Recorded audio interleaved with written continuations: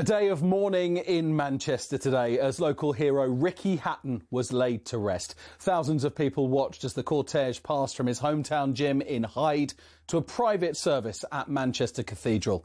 The two-weight world champion died last month at his home, aged 46.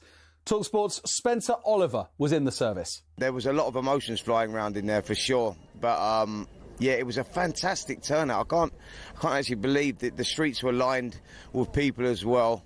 Yeah, showed what Ricky meant to everyone. The likes of Liam Gallagher, Wayne Rooney, Freddie Flintoff and some of boxing's great and good like Tyson Fury, Frank Bruno and Tony Bellew were there. Everything he does, whether it was strength and conditioning with Kerry Kayes, whether it was body bag with Billy, whether it was jumping a bar, whether it was... he was the standard. All the reaction from today in Manchester is at talksport.com. Now, where Thomas Tuchel wasn't that impressed by the atmosphere at Wembley last night, he's been told not to expect an awful lot more.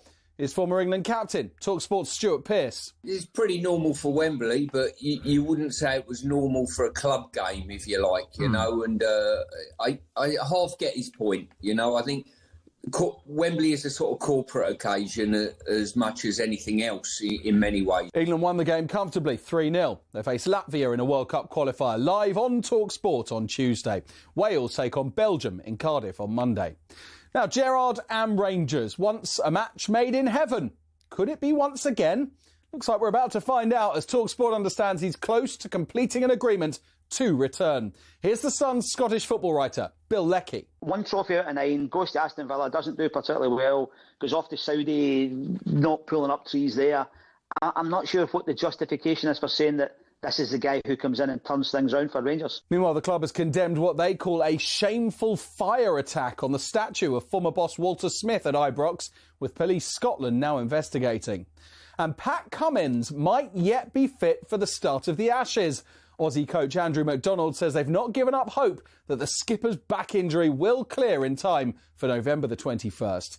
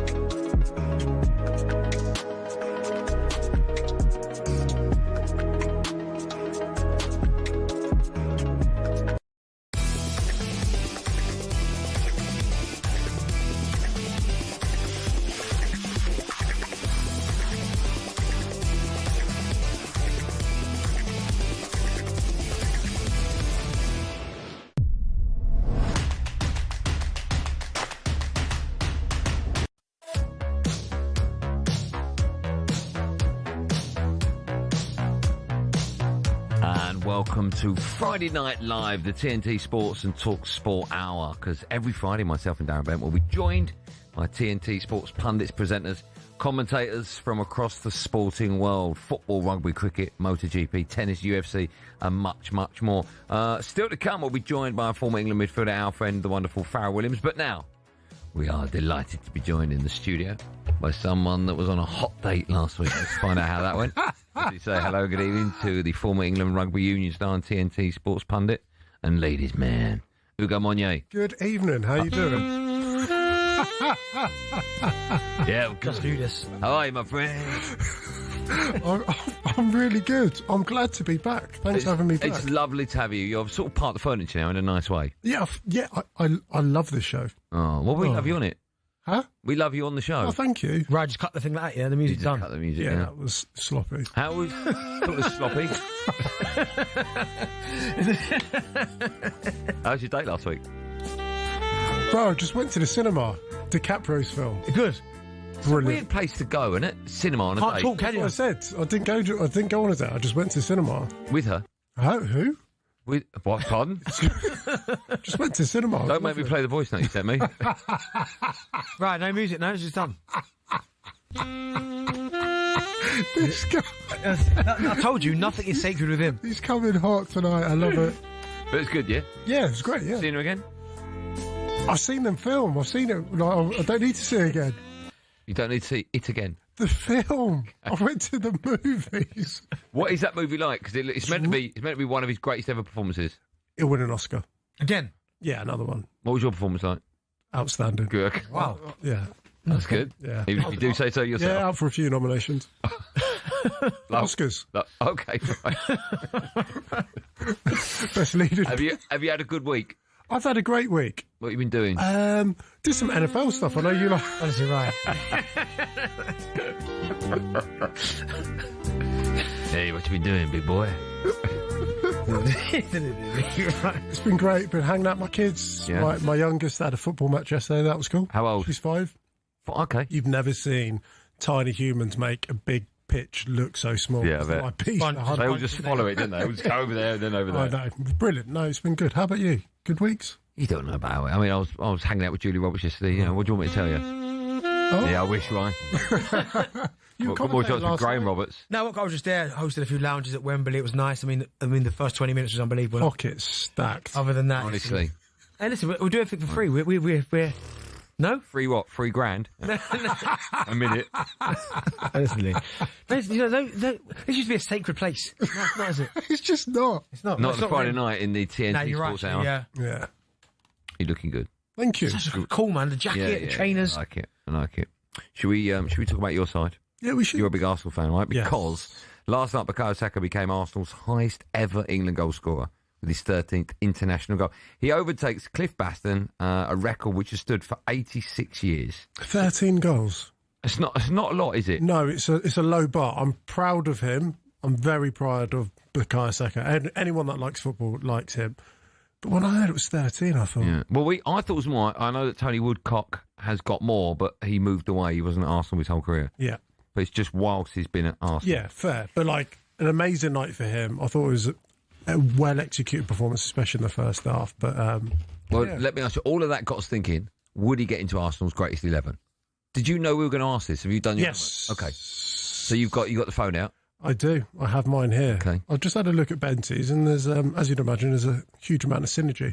Is there? Yeah. Okay. That means the same sort of thing, Ben. Thank you. But is there a lot of discrepancies? Is there maybe a couple of... I've gone slightly rogue, only in order to shoehorn one individual in, but we'll get to that. Do you know what? See, at one point, I only had one midfield player, and the rest I had. Same. Yes, I had one midfield player. And the person you've put there, I started with that, then I had to drop him. I've left, I think, 2 World Cup winners out of this all-time 11. Yeah. Okay, I'm guessing Petit's one of them. Yeah. Let's find out. First question, have you both got Bukayo Saka in it? Yeah, Correct. Yes. Okay. Right, let's start with your goalkeeper. Benny, who have you got? David Seaman, obviously. David Seaman. Okay. Shout out to Lehman, because he's an invincible. Is it Seaman then the rest? I think so. Yeah. Bob Wilson was decent. Yeah, it was before your time. It was early 70s. I just went for people that I watched. I think Arsenal fans would be screaming the word Pat Jennings at you. Yeah, they would, but unfortunately, because I'm so young... How old are you? Huh? How old are you? How old do you think I am? Oh, that's a terrible question. 41, same as me. Yeah, I'm 42, actually. I told you he's not in his 50s. This guy. Okay, you both gone. I think Dave Seaman's the right answer. Yeah, I think so. Left back. Oh, okay. Ashley Cole. Is that Ashley one? Yeah, Cole. okay. Come on. There's only ever going to be one. Yeah. Centre halves. I've gone for Sol Campbell and captain Tony Adams. Yeah. Same too? Yeah. We've got the same back four, actually. I mean, is it that easy for Arsenal fans? Is there every Arsenal fan agreeing with you here? No, probably not. The reality with this is it's a hypothetical question of a team that's never going to be formed, and every answer is correct until you get into the comment section. Okay, but what I'm saying is with Dave Seaman, I sort of feel it's the only answer. With Ashley Cole, without a doubt, it's the only answer. Yeah. When we come to centre halves, are those two, is Sol Campbell without a doubt, and Tony Adams without a doubt? Those two would be mine. They were the first two that come to my mind like that. It was easy doing the back five.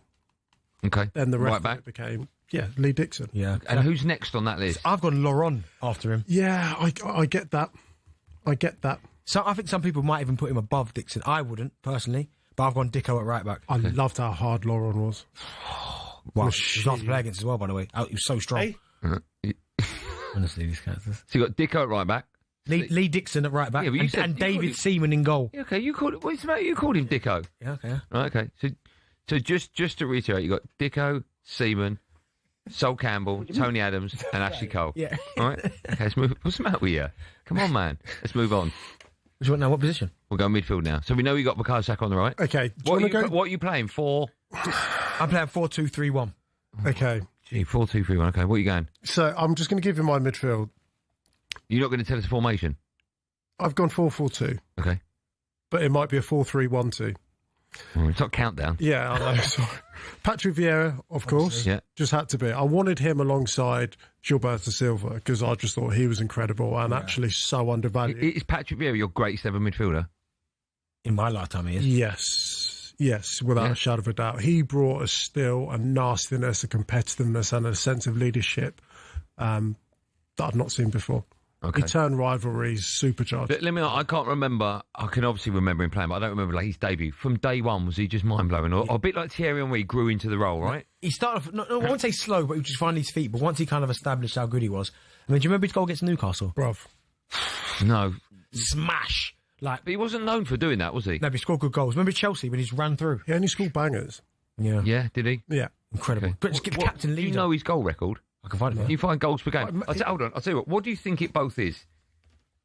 How many games roughly do you think he played? I reckon he played less than... I reckon he's less than 150 games. Right. I reckon he scored 8 goals. 8? Yeah, weren't many. Oh, my goodness. Okay, that's an awful return for a midfielder. Not for the position he played. Well, you know, in total, he played 405 games for Arsenal. Oh, my gosh. 34 goals. I mean, Done him real dirty there. Yeah. But he played 279 in the Prem. Okay. And how many Prem goals? 29. Shame about his older. That's not bad, yeah. Yeah, that's actually, 10%. Yeah. 1 in 10, that's all right. Okay. Okay, he's a really good player. Yeah. well, better than you thought. Yeah, he's really good. Okay. So I've got him, and then I've got Saka, right side, of course. I went for Robert Pires on the left. Right. That's not a bad thing. I mentioned that to Benny earlier. He is unbelievable, Perez. The techers on this fella is a joke, and then sat in front of them, got Dennis Bergkamp. You have to bring him in. Have to. And he can just do what he wants. He's the number 10. Yeah. Then up top, I've got Ian Wright and Thierry Henry. See, now, this is the thing, because I love Wright. He's my hero, right? But Why is he not in the team? The reason, no, but he was in, but I thought we'd like... Imagine me picking a United team without Beck. No, but I couldn't wouldn't happen. I couldn't have one midfield player. So my two holding... Hold on, who have you got in your midfield? See, I've only got one holding, and that's how I got Henry and Ian Right in, yeah. So I had to sacrifice. So, like, Vieira needs to be box-to-box, all legs, because no one else is working back. Okay. See, I was going to go for that. That's why I had first, but I've got Vieira and Petit. Yeah, fair. In the middle of the park. I mean, they were both beasts. Yeah, I mean, the double. And then Perez on the left, who was, oh my goodness, wow. Saka, and then Bergkamp in the 10 behind Thierry. But Ian Wright was very, very close to getting in this team. So I had to lose a defensive midfielder to be able to get Ian Wright. Let me ask you this. You're both going to put Thierry Henry as number 1. Yeah. Who's number 2? Dennis Bergkamp. Would you say that? Above Vieira? I would say Vieira. Bergkamp had moments. His goal against Newcastle, is that the greatest ever? Like, probably Leicester was crazy goal. Yeah. Like, he was a genius. Iceman, we love him. Really understated. But in terms of... I think Patrick Vieira was also one of Arsene Wenger's first ever signings. And he was a foreign coach coming in and doing something very, very different. Also breaking up a traditional English side that was dominated by English men, and he flipped it on its head. So then to put a central figure, foreign figure, in the middle of all of that, it had to work. And do you know what? He over-exceeded anyone's expectations of what we thought he could be. Call out your team one more time before we go to break. So it's David Seaman in goal, Lee Dixon, Sol Campbell, Tony Adams, Ashley Cole, Patrick Vieira, Manuel Petit, Saka, Bergkamp, Perez behind Thierry Henry. Here we go. Same back five. Dave Seaman, Dixon, Adams, Campbell, Cole, Vieira, Saka, Perez, Bergkamp, Wright, Henry. I like it. I'd have Vieira at number 3. Best Well, third most important. Okay. I thought you meant wearing the number 3. You're with us for the whole hour, aren't you? I am. Then where are you off to? Don't tell him. Home. Was that a club? Yep. Covent Garden? Yeah. More from the three of us right after this, live on TalkSPORT.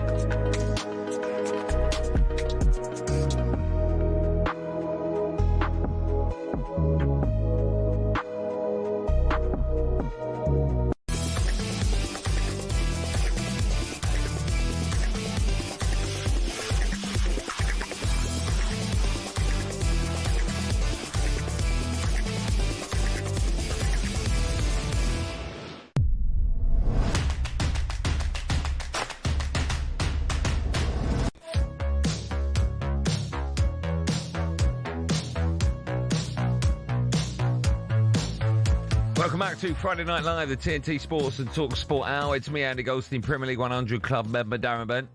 And something for the ladies. Former England Rugby Union star and TNT Sports pundit Ugo Monye. I saw you on TNT Sports last weekend. Yeah. I have to say, you're very good. Oh, thanks. Because rugby's not my thing. Yeah. But it was on, and I thought, well, I know you. And so I watch it. I thought you were excellent. Oh, you did a gag where I can't remember, but you went, oh, it's all about one person, and then you walked past someone as a joke. And then you went to someone else. Yes. Who was that? Remind me who that was. So, Danny Kerr, who's played for England 101 times, he's won Grand Slam, he's won 2 Premiership European title. But Emily Scarrett, who just won the Women's Rugby World Cup, she's played in 5 Rugby World Cups. Wow. Can I ask a silly question? Are they every 4 years? Yeah, every 4 years. 5 World Cups. She's won 2 of them. She's a legend. Like, she's a goat, in my opinion. So it was really cool to have her, and I may as well plug the fact that we got the PWR, which is the domestic league, the best domestic league in the world, on TNT Sports, October 26th. Okay, yeah. Saracens I'm sure we're Gloucester, going to talk a bit about that a bit later on, actually. Cool. But no, you impressed me. Thank you. You look very relaxed, very difficult. What did you expect? What did you expect? No, but like I appreciate a compliment. I don't like the tone of surprise. Yes, that's the part I didn't like either. Like, Benji, you were good, actually. Thank you. Yeah. But actually... No, this would be an insult. You were good. That's totally different. No, what I mean by that is, I think it's very difficult to completely be yourself when you're in front of camera. 100%. And what I was watching was you in ad breaks, which is cool. Just perfect. It was great. Oh, thank you. Super kind. Well done. Thank you very much. So it sounded rude, but it was a big pat on the back. I just feel uncomfortable with the level of positivity. No. But it's coming up now, that bit. Okay, cool. Benny, watch him and learn. Yeah. Right? What do you enjoy doing, TV or radio? That's a really good question. I genuinely don't know what... radio's so relaxed, isn't it? It's so relaxed. And you try and bring a radio self onto TV. You don't want to bring a TV self onto radio, I don't think. Yeah. Because that's a slightly diluted version of yourself. Yeah. So you haven't answered the question, though? I love doing this show. That's what I love. I love doing this show. Okay. On behalf of TNT Sports. Very good. Get a bit in. Well done. You've done well. Thank you. You can come back and fight another day. Oh, he'll be back next week. Why, are you off? Are you back next week? Are you back next week? Am I? How often do they book you in advance? I don't know. They just wait for someone to drop out and be like, Ugo, can you fill that hole? Okay. So we'll let you know maybe 12 hours before next week's show. We'll give you a call then. Right, let's move on. We're waiting for our next guest to join us, but until she does, we'll be able to talk about it because England swept Wales aside last night with a 3-0 win before they head to Latvia for the World Cup qualifier on Tuesday. But there's still some big names who will be hoping to make it back into the squad for the World Cup, including Jude Bellingham, Jack Grealish, Cole Palmer and Phil Foden. We can discuss all that and more as we're joined now by former England midfielder and TNT Sports pundit and our friend Farah Williams joins us. Hello, Farah, how are you? Hi, guys. Very good, thank you. How are you lot? Farah, can I just say, your hair looks unbelievable. What product do you use? Goldstein's gel. I don't know what it's called. Swig it up, There you go, got it. Thank you, got it. In fact, Ugo, you... Oh, no, there's no point. Ah. All right, listen, it's lovely to have you on our show. Thank you for that. Right, listen, let's get your view. Let's start with those players who are left out of the squad. There's still, without doubt, a way back for all of them. Would you say Bellingham, Grealish, Cole Palmer and Phil Foden? Do you expect, if they're all fit, all of them to be in that World Cup squad? I mean, if I was the manager, there are 4 players you wouldn't want to leave out of the squad. I mean, you look at the quality each of those individuals you name there have. It's a difficult one. There's one more camp this side of Christmas before they go again in March. So I think it's a long time between then. If they don't get into the next squad, it's going to be a difficult one. It's a strange one. I don't know why you would leave your top players out. I understand it a bit with injuries. I think Jack Grealish's form has been outstanding. I think Foden's starting to find his form again. I know Jude hasn't played for a while, and obviously we know that Palmer's injured, but they're players that, if England are to go on and do something in the World Cup, they're players that you want a part of your squad for sure. Farah, out of the players that aren't there in the squad, which one of those do you think will be the one to force himself back into Thomas Tuchel's side? A difficult one. I'm a biased Chelsea fan, so I would expect Cole Palmer to be in there. I'd put him in any team. And I feel like he can adapt in any team as well. So I think Cole Palmer, if we're going off form at the minute, I think I don't know why I keep calling him Grap. Jack Grealish has a real chance on that. He has a real chance on, in wide areas. I know we've got a lot of numbers out there, but I think the form that he's showing and when you give him that little bit of freedom, he's got quality that I feel like we didn't get to see at Manchester City consistently. So if he can continue that form, but I know everyone's talking about Jude and it's where you fit him, and I think for England it's about balance. I think, look, we've taken injured players in recent tournaments and it hasn't worked for us. We've taken players that maybe are disruptive to the squad and that hasn't worked for us. So I think the fact that, Tuchel's going with a squad that he believes in, he felt like they created a good environment in the last camp. He's happy with what they're doing at the minute. It's a difficult one. He's going to have to get the balance right. But, it'll take a brave man to leave any of those four out of the squad going into the World Cup next year. It's not important for me to get the balance right at this point, but it is next summer, of course it is. And it's the gift and the curse because we've got such strong depth and strength within the playing pool here. I guess the point I'm trying to make is, so no Jude, no Phil Foden, no Jack Grealish, all the rest of it, but how great is it to see an England team performing so well as they have over the last two matches with them absent? Because we need that strength, don't we, when we head to a World Cup?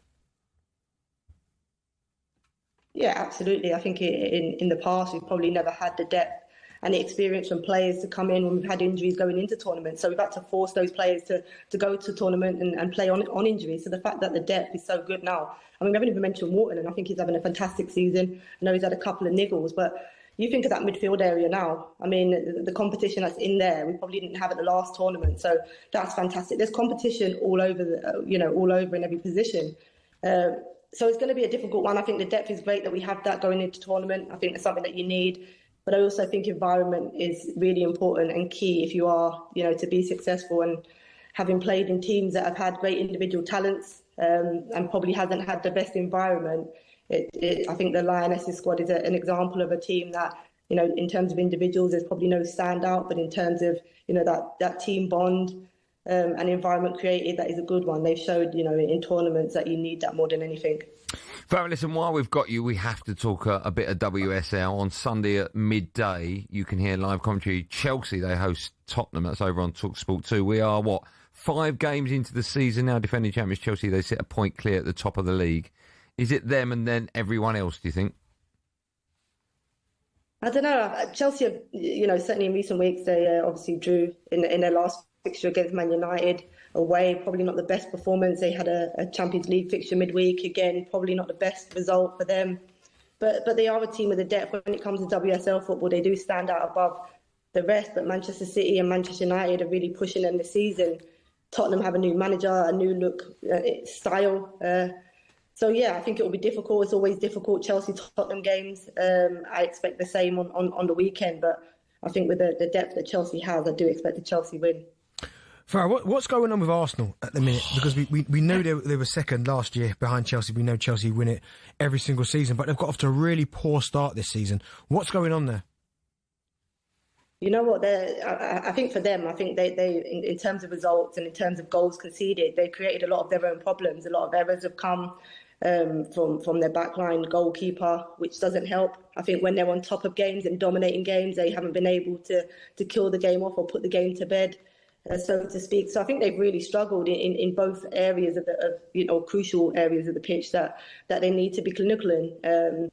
I think their rotation of players, I think the fact that they have now better squad depth, I think their rotation hasn't helped them. They haven't quite worked out, what 11 is best suited for them.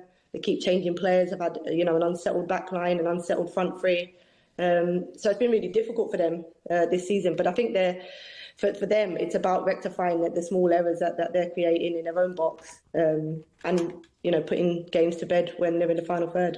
Farah, what a pleasure as always. Thank you so much for coming on. What are you up to the weekend? I'm covering Arsenal Brighton women on Sunday. Okay. Tomorrow's a rest day, nice rest day tomorrow, so I'm going to chill on the sofa. We can hear that alarm going again. Do you need batteries in your smoke? No, it's not an alarm, it's a clock. If you can hear anything, it's a clock. I'm at home. You definitely can't hear an alarm. No, we can hear your smoke alarm. Always a pleasure. Thanks so much for coming on. We'll speak to you soon. Cheers. Thank you. Yeah, definitely need some double A's in that. Remember, TNT Sports is the only place to watch every big competition with over 700 matches broadcast live, including the UEFA Champions, Europa and Conference League, the Premier League and the Men and Women's FA Cup. Still to come on our show, we'll have the latest edition of DBV TNT Sports. But first, it's time for No Googling. Ryan, there you go, you found it. We want to know who is the only player to score a Premier League goal on every day of the week in a single season. Do you understand that question? Yeah, of course. So one day he scored, like Craig Davidson, scored a goal on Monday, scored a free kick on Tuesday. I don't think you know that. Do you know it, Benny? No, not Salah, no. I said Salah. What would you say? I said, after the break, I shall get the answer. Well, all of that looked like the word Salah. Yeah. Oh, okay. The answer to that. Then, yes, you shall. Yeah. After this.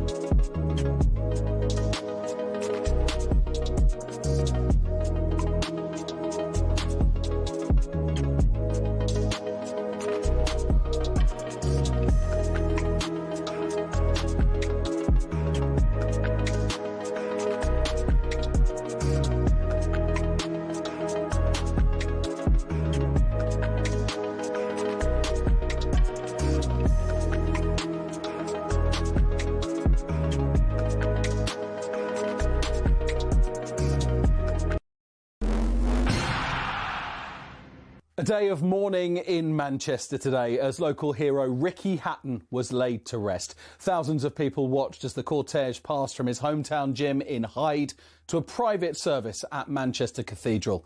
The two-weight world champion died last month at his home, aged 46. talkSPORT's Spencer Oliver was in the service. There was a lot of emotions flying around in there for sure, but yeah, it was a fantastic turnout. I can't actually believe that the streets were lined with people as well. Yeah, showed what Ricky meant to everyone. The likes of Liam Gallagher, Wayne Rooney, Freddie Flintoff and some of boxing's great and good like Tyson Fury, Frank Bruno and Tony Bellew were there. Everything he does, whether it was strength and conditioning with Kerry Cage, whether it was body bag with Billy, whether it was jumping a bar, whether it was... he was the standard. All the reaction from today in Manchester is at talksport.com. Now, where Thomas Tuchel wasn't that impressed by the atmosphere at Wembley last night, he's been told not to expect an awful lot more. is former England captain, talkSPORT's Stuart Pearce. It's pretty normal for Wembley, but you wouldn't say it was normal for a club game, if you like, you know. And I half get his point, you know. I think Wembley is a sort of corporate occasion as much as anything else in many ways. England won the game comfortably, 3-0. They face Latvia in a World Cup qualifier, live on talkSPORT on Tuesday.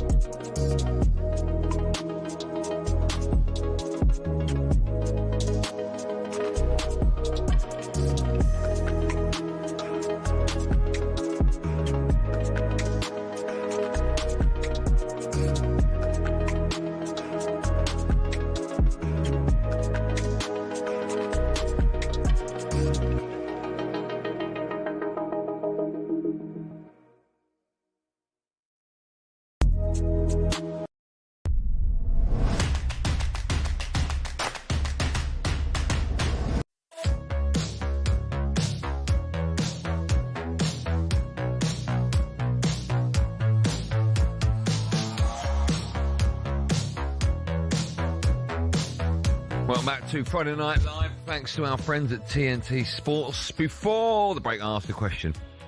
Who's the only player to score a Premier League goal on every day of a week in a single season? I don't mean on Monday night he scored a goal and then the next day. No, I mean that. Obviously, 1 week Monday. Yeah. Do you want a clue? Ronaldo. No. Okay. First. Kane. First word is what you use to open a door. Handle. No, another one. Knob. I was only asking. What? Not even that. Oh, I see. Sorry. No, you put it in and turn it. Key. Right. We'll have a bit of that. And the next one is a Tex-Mex dish which you have with tortilla chips. What's that called? You eat it. Salsa dip. No, what's the thing called? Tortilla.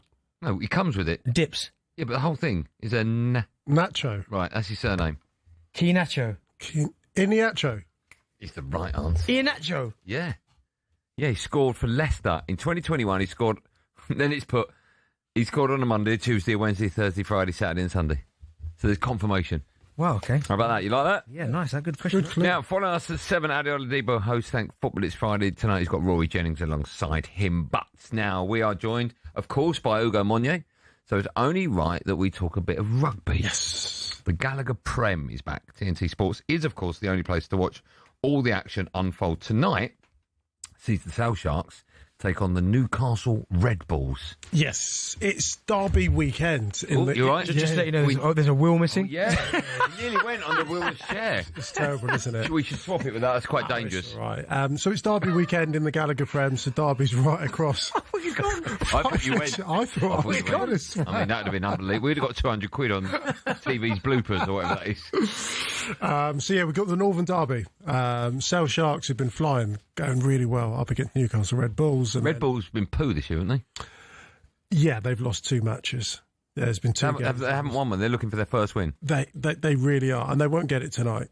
Oh. But tune in. It'll be a cracking game because George Ford, who's playing at Sale, is just an unbelievable player. But yeah, it's a massive weekend.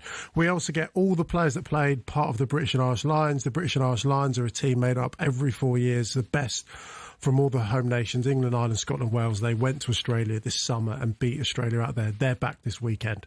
So all the superstars, your Owen Farrells, he's been playing, Marcus Smith, Finn Smith, Henry Pollocks, they're all back for their first games this weekend. So it's going to be a blockbuster. Can I ask a question, right? My knowledge of rugby is appalling, right? But there'll be people listening that are exactly the same as me. So I like to think if I ask a question, it'll be a question a lot of people think so. So in the Football Premier League, there's a group, we call it the top, the Big Six, right? And then it's sort of everyone else. And I know some years you will get an anomaly like Leicester, but usually it's one of the Big Six that wins. Yes. What's the divide like, if there is one, in rugby's Prem?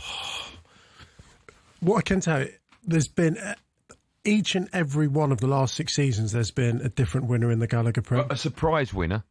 Not been a surprise. There hasn't been a surprise winner. There's probably, I'd say realistically, only one team that can't outright win it, which is Newcastle Red Bulls. Why can't they?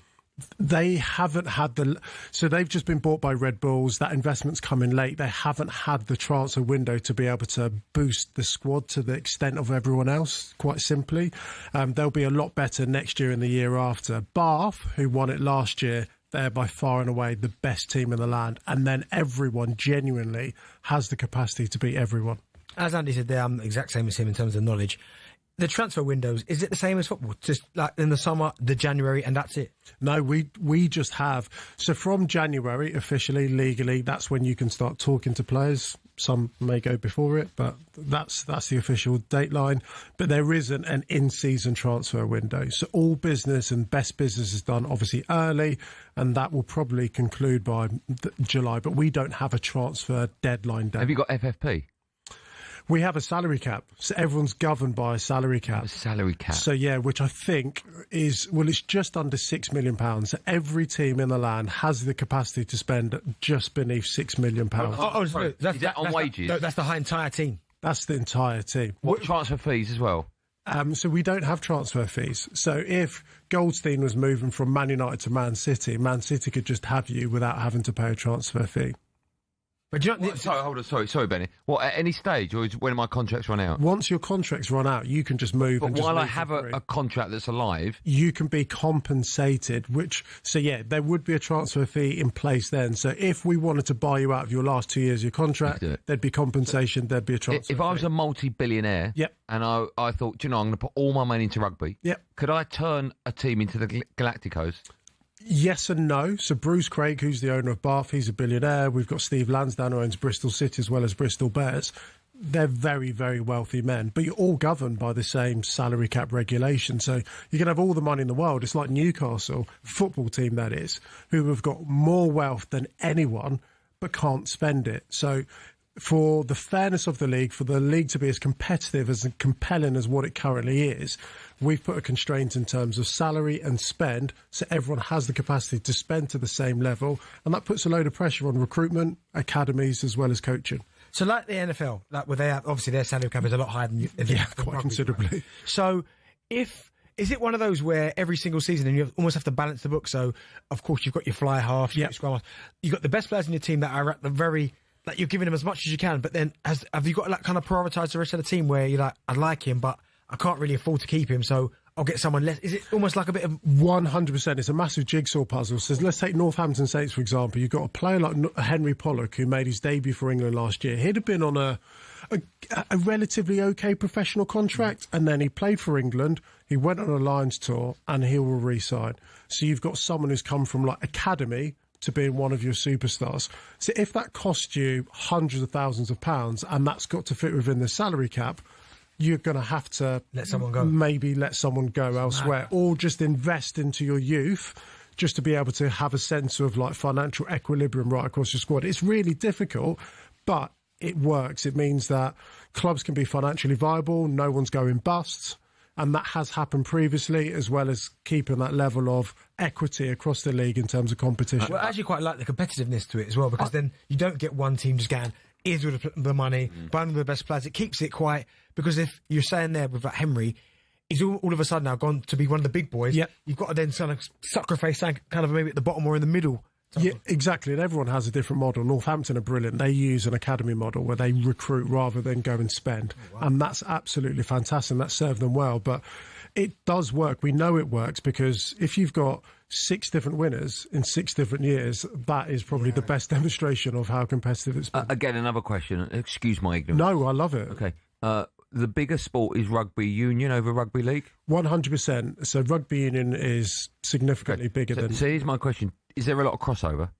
Do you get rugby league players going, I've got to go where the money is, I'm leaving? Yeah, but depending on what country. So in this country, rugby union is bigger than rugby league. And we've seen two of the greatest English rugby union players have come from rugby league. So that's Owen Farrell and that's George Ford. We also get loads of crossovers in coaches. Andy Farrell, well, he was the British and Irish Lions coach. He's the best coach in Britain and Ireland. He was one of the greatest players to ever play rugby league. The best defensive coach rugby union's ever seen, Sean Edwards, had an unbelievable career in rugby league. So I think we take so much from rugby league. Kevin Sinfield, another absolute legend, all have come from rugby league. So we learn loads from it. But at the moment, it's definitely the biggest sport. I think on next week's show, if you're still here, we'll have a new segment called Ask Ugo. Honestly, that was unbelievable because I didn't know any of that. Well, I've got more questions for you, but we don't have time today. I have to mention TNT Sports. They've just announced a new British and Irish Lions documentary. It comes out later this month. Now, that sounds amazing, just that sentence alone. Can you tell us a bit more about it?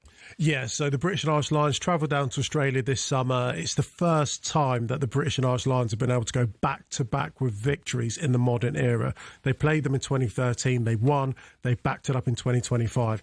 So we've got behind-the-scenes access, and I think this is a brilliant thing our sport does. We're so transparent. We lift the curtain. Exclusive content from within the camp, within the change rooms, following those journeys, all of that extra detail which brings it to life. It was the first one I ever watched was 1997, Living with Lions. That was game-changing, and I'm so proud to be part of TNT Sports, who are now going to bring this documentary to like DVD. What era am I in? Out on Blu-ray. But it's going to be mega cool, and I think that comes out at the end of the month. I love Benny would say I love a documentary, sports documentary, top of my list, so I look forward to seeing. When's that out? It's out the end of this month, and can I just say that I know we're football fans mainly who listen to this, but if you don't have to know anything about rugby to be able to appreciate this documentary. I think that crossover is relevant for things like Drive to Survive. You're not necessarily an F1 fan or all the... NFL ones? Yeah, all or nothing? All of those. You don't have to be a fan of that sport to really enjoy it, and I'm guessing the same with this. 100%. It'll be personality focused, of course, woven in with some rugby. Yeah, Last Dance is a great example. I knew nothing about basketball. One of the greatest docs I've ever seen. The Last Dance. Crazy, isn't it? Yeah, I might go back into that. Watch the LeBron one. It's older. It's called More Than Just a Game. Poi. Oh, okay. Oh, so there you go. See, another one for me to watch. A reminder that, of course, rugby is back, and TNT Sports is the home of Prem Rugby, Premiership Women's Rugby, plus all of the action from the Quilter Nations series, where this autumn the home nations take on the likes of the All Blacks Australia and world champion South Africa. We'll come. I was going to ask you about that. Come to a game. Is there a VIP area where I'm not? Because I'm not insured to be with the public. Put me with the normal people. Wherever you want to. I'm not insured to be with the public. My agent will go nuts. No, of course. Where can I go? Come to Allianz Stadium, England against Australia. I think it's November the 1st. I'll get you tickets. Come, sit with me. I'd love to do that. Yeah, let's do it. We'll watch a game together. November the 1st. I'd love to do it. I'll sort it out. Okay, I've got to check my diary. I can't. Of course, yeah. You'll probably willy-nilly just. Yeah, I can do it. But Based. Yeah, is it just a paid fee, or do you want me to turn up? Yeah. What time is kick off? 3 o'clock. Was it? Is it called kick off? Yeah. He's called kick off. I was checking. I've got live comms that day, but there you go. There you go. We'll figure it out. Ugo, whatever I've got, I'll move. Yeah. All right? I look forward to it. I've never been to a rugby match. I'll be honest. Come, you'll love it. Right. Genuine. I honestly reckon you'll love it. Okay, I can't wait. Love that. Good. Beautiful. Right, we're going to have a quick break. When we come back, we'll find out how DB's getting on against everyone at TNT Sports.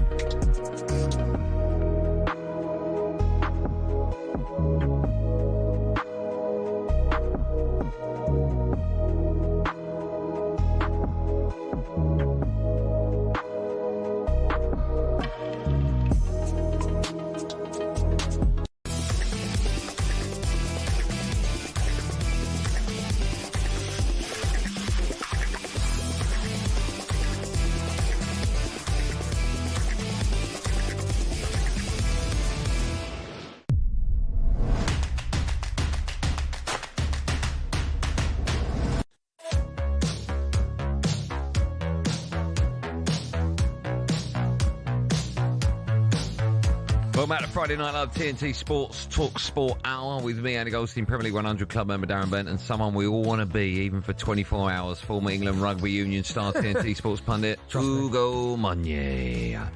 Well, nice at 7, Adobe Deepa host Thank Football. It's Friday, but before that, it's time for this. It's time. It is tight and tense. We're flying and our fists are punching. DB versus TNT. What drama on talkSPORT, just when you think you've seen it all. Good night.